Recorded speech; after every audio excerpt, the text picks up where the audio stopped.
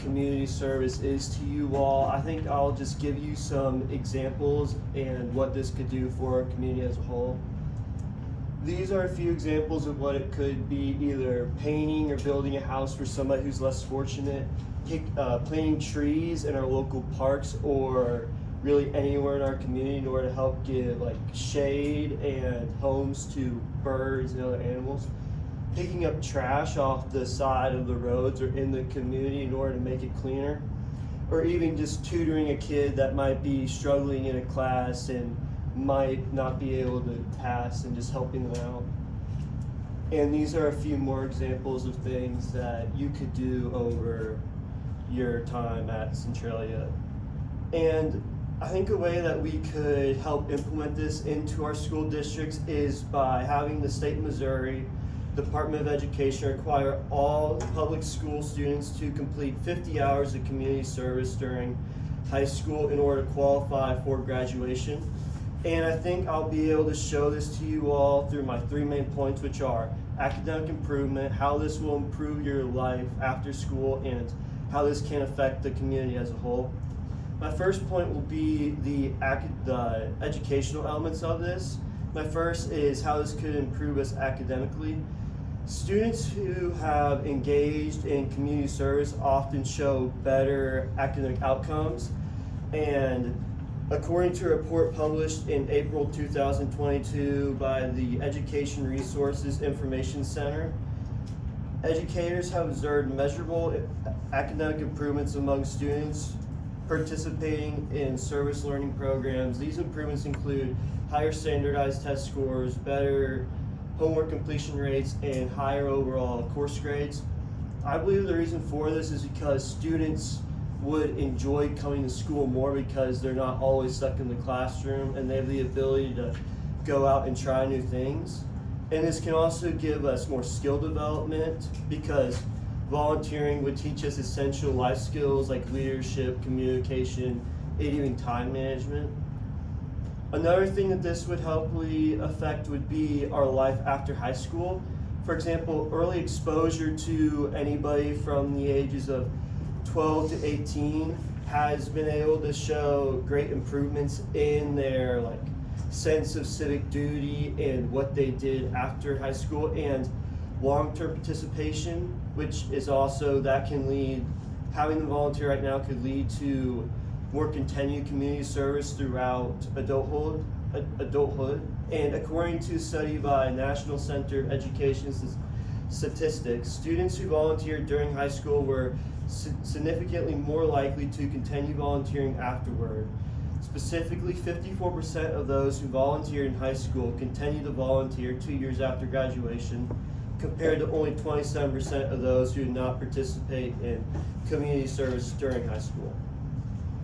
And another one that would greatly impact is our community as a whole.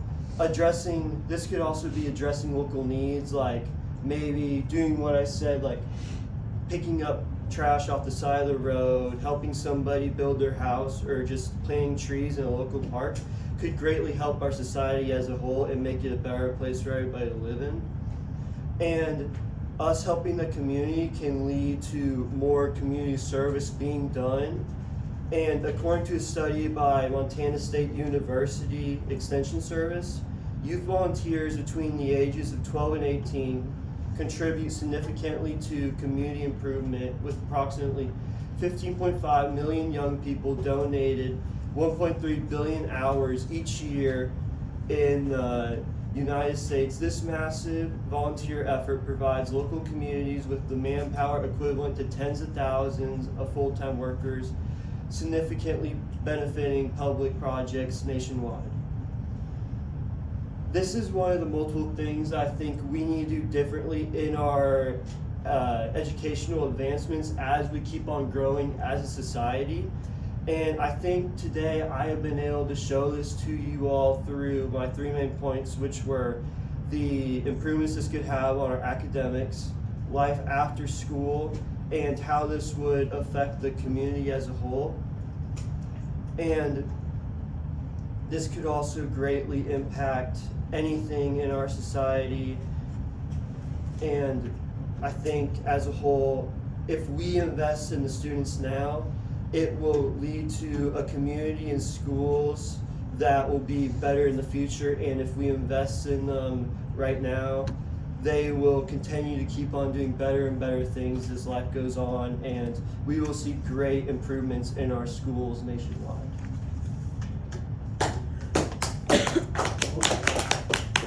Alright. How much?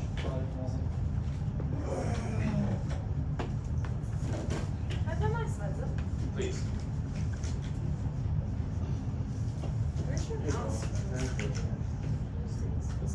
It's freezing in here. How nice. I don't know why the air conditioning's on. I think it is kind of cold. Or is it the heat? I think this kicked on during Drew's speech. It did, and I got really cold in here. It's gotta be the air conditioning. Yeah, I see air It's conditioning. 59 degrees in here. It's not 59. There's no way. There's zero I'm chance that joking. is true. There's no way. It's It 69. might be. It does not That's feel like still 69 too cold. degrees. No, I don't know why the it's because heat the air would be up. conditioning is on. Or the air conditioning would be on. That's weird. I don't, like, if it's 52 degrees but the air conditioning isn't on, like, how does that work? How is it colder if it's the same temperature but the air conditioning is on or off? I turned that off, so it should click on. We'll just test it. Well, I like that. That's asking. Sorry, now you're on the video. Won't be the last time. I was Okay. like, Natalie didn't capitalize your own name. So, can I do my rebuttal whenever? No. Okay. Because I need to finish my response to me. Alright, you recap your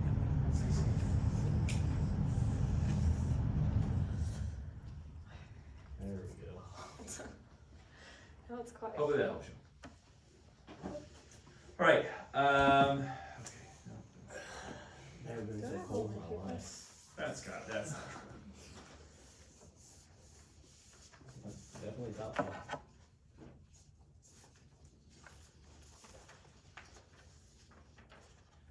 Okay, second to last person. Not getting close. Natalie.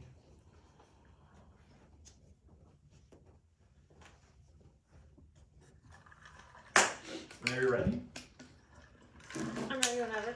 go. Okay. All of the examples that Zane showed at the beginning of his presentations are things you can do outside of school. For example, building / like painting houses for others and gardening and all that stuff you can do through like church and your 4-H club and all these other different things, like picking up trash. I know 4-H does that. So it doesn't always have to be a part of the school, because kids don't really have enough time to do it. And if you were to let them make it an hour and leave during the school day, one, you'd have to have a system so that you know that they went and like signed in and things. And even if you did, most kids will probably procrastinate it and still not get it done in time by the end of the year. And if it's supposed to be done by through all 4 years of your high school year, then like not freshmen and like not all sophomores can drive. So how are they supposed to get a head start on that? Especially with sports and things after school where they don't have time to start. It just wouldn't be a fair thing to do. And it would also be involuntary. That's the whole point. You're volunteering to do community service, but if the school makes it mandatory, then it's involuntary. That's my rebuttal. Okay. Alright, whenever you're ready.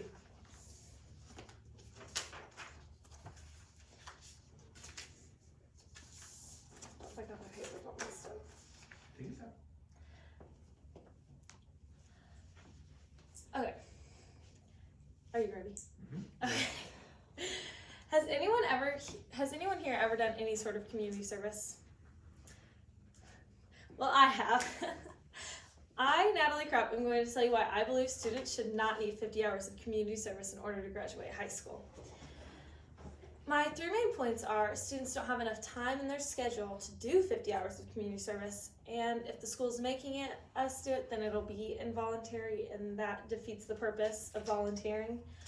And even parents would agree that in high school they would not have had enough time to complete 50 hours of community service before they graduated.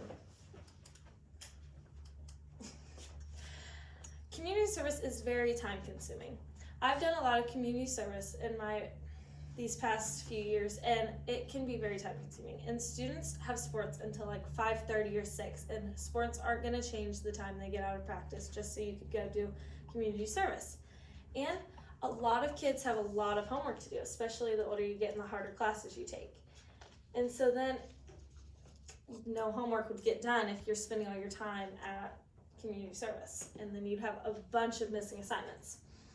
And I know a lot of the time students like to procrastinate as well, and so if they procrastinate doing their community service and don't get it done, are you just not going to let them graduate? Like, that just doesn't seem fair. And some kids just might not try out for that, like sports or the plays or the clubs or anything like that, because they know they have to do their community service, and then you have less kids participating in extracurricular activities with the school. According to Do Kids Still Need Homework by Scholastic News Weekly Reader Edition published in 2012 by Gale in Context, supporters of the idea say students need more time after school to relax. People are talking about taking away homework, which goes to show how much time we already don't have. So I don't know why we would try to put in extra things when they're already trying to take out some of our stuff so we have more time in the day. Students would be involuntary volunteers. Forcing kids to volunteers literally destroys the entire purpose of volunteering.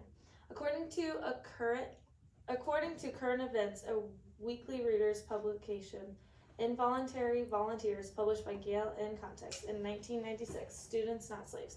People are trying to argue that there's schools in like Michigan who are doing this, where they make kids complete 50 hours of community service in order to graduate, and some of the parents are trying to argue that it's like no different than slavery, because they're forcing kids to do it. And according to West Encyclopedia of American Law, Involuntary Servitude, published by Gale in Context in 2005, slavery, the condition of an individual who works for another individual against his or her will as a result of force, coercion, or imprisonment, regardless of whether the individual is paid for the labor. Volunteering is supposed to be something you willingly and want to do. And then when you take that away, it ruins the point. And I know, like, you people say, oh, it makes you feel better about yourself, you can feel relaxed from it and all those things, but it won't give you that same feeling if you're being forced to do it, because you won't want to do it. Parents already are turning it into kids are like slaves, and I know CHS would not want to have that on their hands with parents complaining, because let's just be real, everyone will complain about it and it just won't be good. And volunteer places may not like it because students would be miserable and not really want to be there helping out. And so then they might not want kids volunteering there as well, if they're not going to be there like because they want to be there. And then I went around and asked 20 adults who have already graduated high school if they would have been able to do 50 hours of community service in high school. All the adults I asked were at my cheer gym. I asked like the parents and the coaches, and 14 of them said no, and 6 of them said yes. So more people said no, that they would not have been able to complete 50 hours of community service before they graduated, and only 6 said yes. This just goes to show that even back then, people wouldn't have had time to do 50 hours of community service. I myself am too busy. I have no time in the world to do any hour of community service, barely. And people have more going on, but after school than you would think. Like, some people have sports, some people have the plays, some people have work, some people have to go home and like take care of their little siblings and things. Like, people are just way too busy, and there's no time in the day, I don't think. And yes, some people would be able to because they aren't as busy, but that doesn't mean everyone is able to, which just isn't fair. As you can see, there's just not enough time in the day for students to volunteer, and making us volunteer is involuntarily, and it ruins the point. Parents even agreed that they would not have had time to do 50 hours of community service in high school, and I believe that we should not make it mandatory in order to graduate high school, because it just wouldn't be fair to everyone else at the school. So as you can see, if you're going to do community service, it should be on your own time when you want to and not forced by the school. Thank you.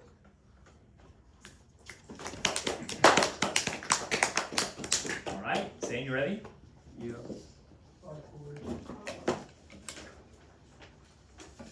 Thank you, Cole.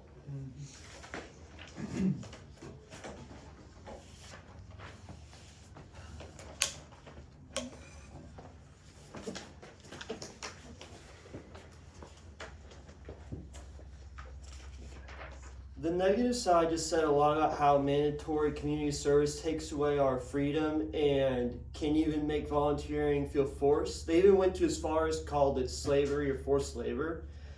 But really it's just another graduation requirement, like taking PE or math. And don't let them make you feel bad about trying to make our students do better academically. Community service gives us practical hands-on learning that helps us understand and connect with our community better. They also mentioned this as being unfair for underclassmen not actually being able to drive, but actually that would be the exact opposite of what would happen. When students require community service, they make sure that everyone has access to it, whether it's volunteering at the school, helping teachers, or even just tutoring somebody in school or working in projects close by the school that they could walk to. Plus, research shows mandatory programs actually help underclassmen by giving them more experience and opportunities they might never had otherwise. 50 hours is very easy to meet over 4 years, especially if something like A+ or Flex could meet that in 1 semester. Surely we could do it over 4 years, and that's only 12 and a half hours per year, and I'm sure you have some time during like a break or something that you could get those hours in.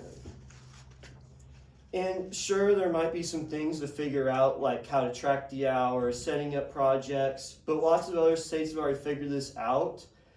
And if places like Chicago or Maryland and plenty of other school districts can do it, Missouri can definitely do it too, just by following the structure that they have already laid down for us to follow.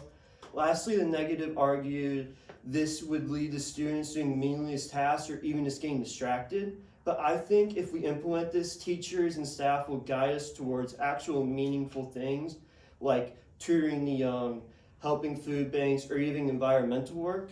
And in the end, community service isn't a punishment, it's preparation for our students' futures.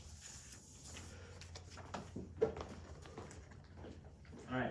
Closing statements by Natalie and Zane are next. We'll give them a minute and prep those, and we'll get started. Can I just have a question? Please.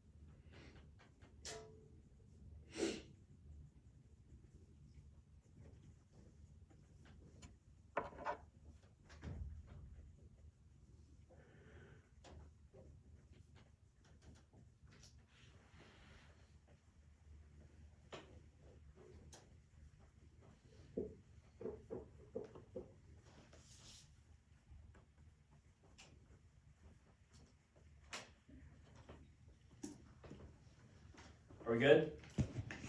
Let's do this thing. We're gonna start with Natalie, and then we're gonna move to Zane.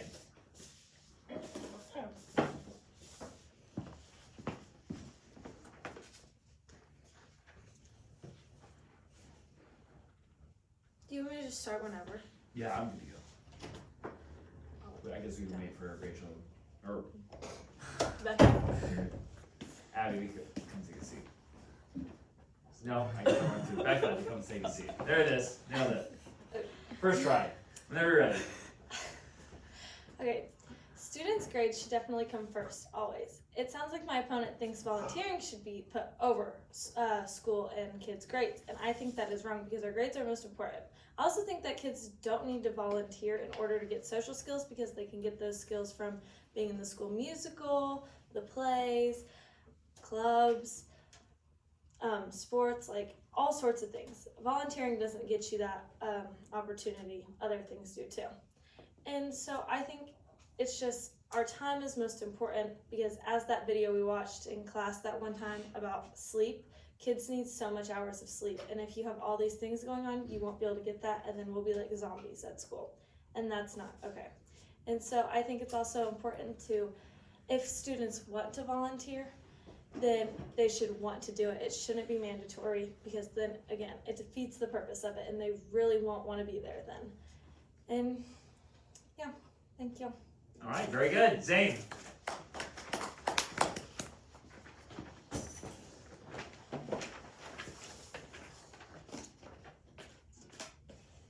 Today, I hope I have been able to show you all the different ways that community service can help our community and our school districts as a whole.